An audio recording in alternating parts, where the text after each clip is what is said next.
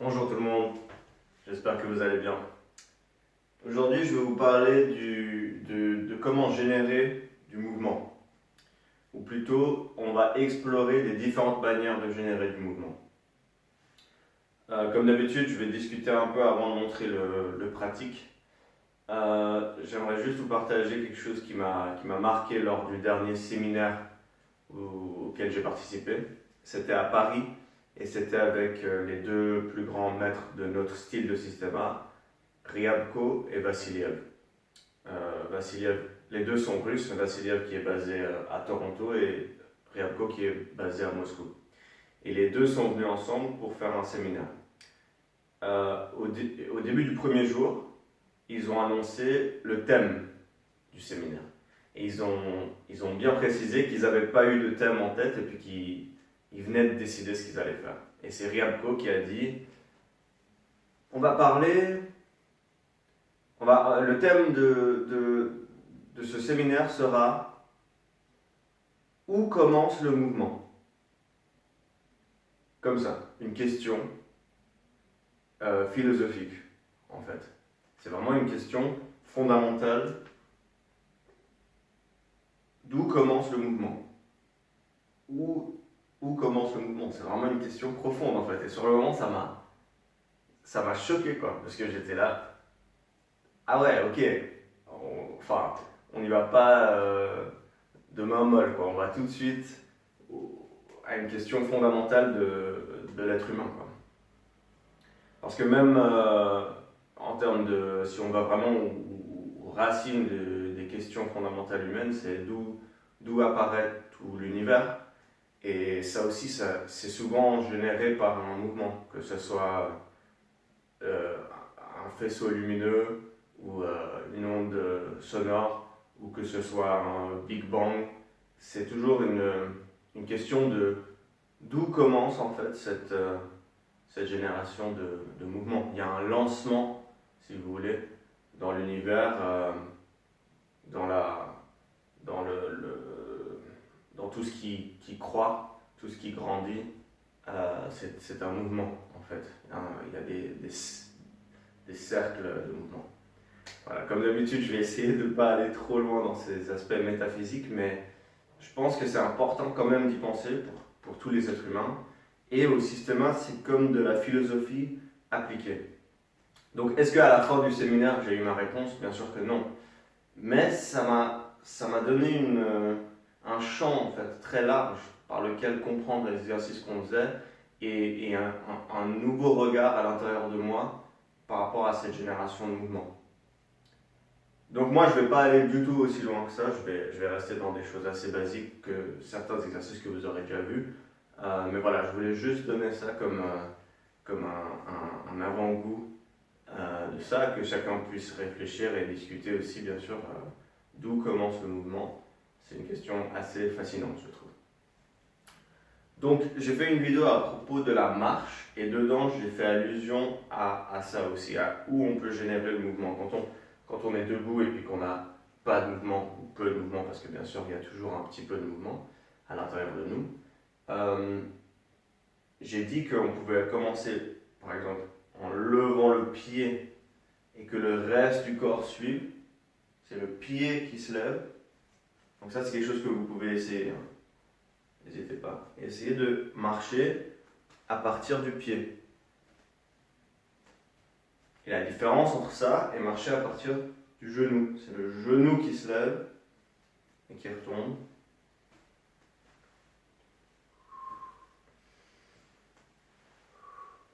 Ou à partir de la hanche.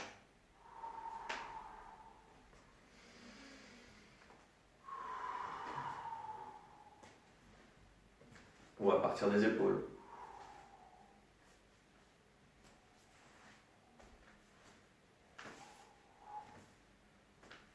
N'est-ce pas? Donc là, c'est des choses qui sont assez directement liées au mouvement.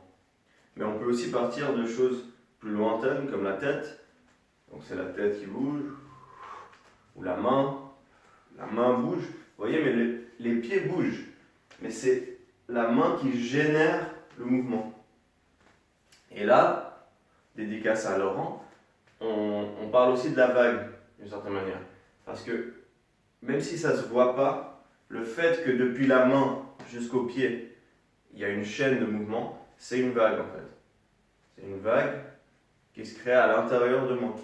Si je suis raide et puis qu'il n'y a pas de mouvement, voilà, parce que ce que je vous avais dit par rapport à la vague, c'est que quand on pense à la vague décortiquée, c'est plein de petites tensions musculaires qui créent ça. Mais en fait, quand on est juste détendu, ça laisse passer le mouvement. Le mouvement peut se cheminer naturellement quand le corps est détendu. Quand le corps est tendu, ça crée des limitations à ce mouvement. Et pareil pour la génération de puissance. C'est pour ça que nous, au système, on frappe toujours détendu, parce que comme ça, tout le mouvement peut peut couler à travers le corps et aller là où on a envie que ça aille. Okay. Donc, si je bouge à partir de la main, même si ça ne se voit pas, il y a une vague qui y va, d'accord? Je peux essayer de décortiquer, bouger le pied, mais je ne vous demande pas de faire ça en fait, ça va être plus compliqué. Ce que je vous demande, c'est plutôt d'utiliser votre imagination. Vous voyez? Quand c'est le genou, vous pouvez être très concret.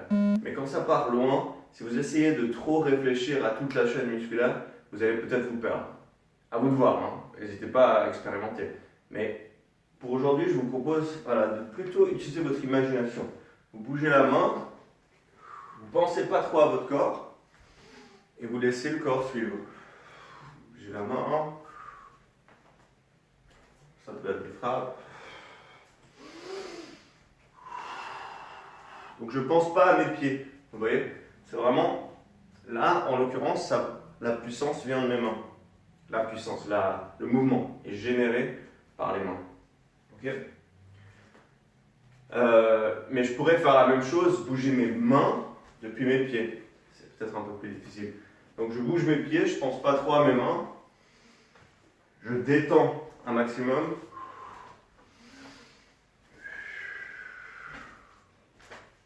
Puis je peux accompagner un petit peu, donc le mouvement se génère de mes pieds. Mais une fois que j'ai senti le mouvement commencer, je le finis juste un petit peu avec la main.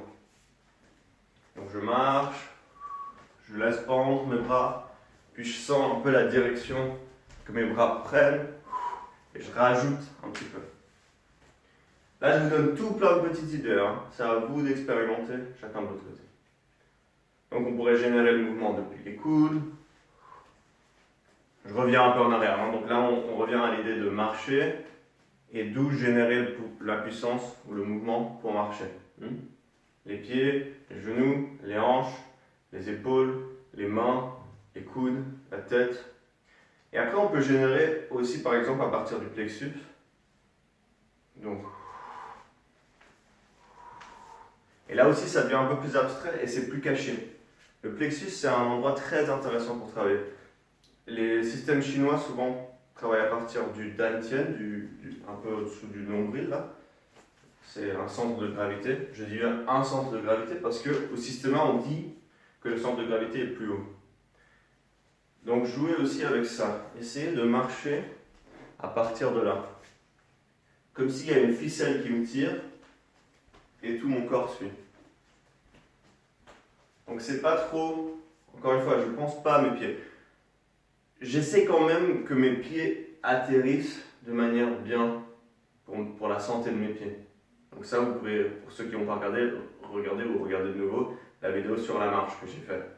Il faut quand même que la biomécanique soit aussi juste que possible. Mais cela étant dit, il ne faut pas que vous réfléchissiez trop non plus. Quand on est en train de générer le pouvoir depuis là, il faut que les jambes soient naturelles.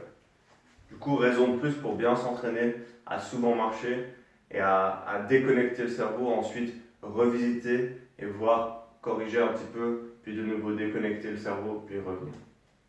Ok? Donc on peut faire ça pour marcher, on peut faire ça pour aller au sol. Si je vais au sol, par exemple avec celui que je vous ai montré dans la vidéo pour tomber en arrière, et je vais vous faire d'autres vidéos pour tomber d'ailleurs, pour aller au sol. Donc si je lance la jambe, et ensuite c'est mon corps qui tombe, vous voyez, et ben là, clairement, le mouvement, en mon cas, ce que je viens de vous montrer, c'était le pied qui a lancé le mouvement. Mais je pourrais faire la même chute en partant de la fesse par exemple. La fesse va au sol et la jambe en fait, elle fait juste place pour que la fesse puisse descendre.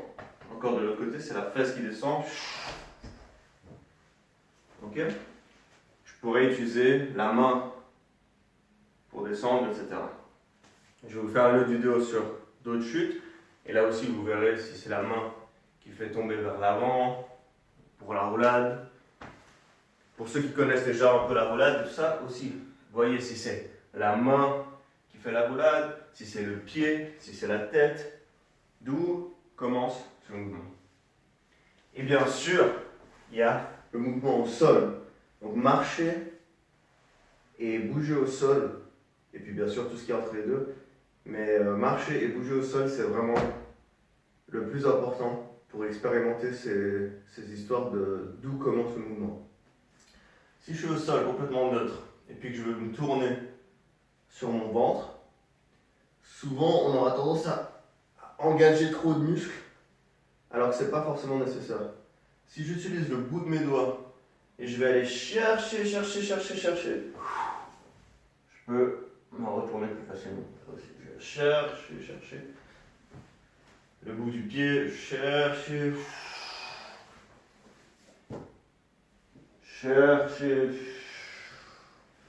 D'accord? Et puis ça peut générer un mouvement plus constant aussi. Donc ça, c'est une chose à expérimenter. Vous êtes au sol et vous bougez naturellement au sol avec la respiration à partir des extrémités. C'est comme si vous alliez chercher quelque chose. Je vais aller attraper le téléphone et le corps, il suit naturellement. Parce qu'il veut aider en fait à aller chercher cette chose. Ok? Donc vous essayez ça, vous allez chercher comme ça. Vous allez chercher avec la jambe, chercher avec la main, chercher avec la main, chercher avec la jambe. Essayez ça en respirant bien. Une fois que vous avez essayé ça, essayez à partir d'autres parties du corps. Ça peut être la hanche qui tourne, la tête.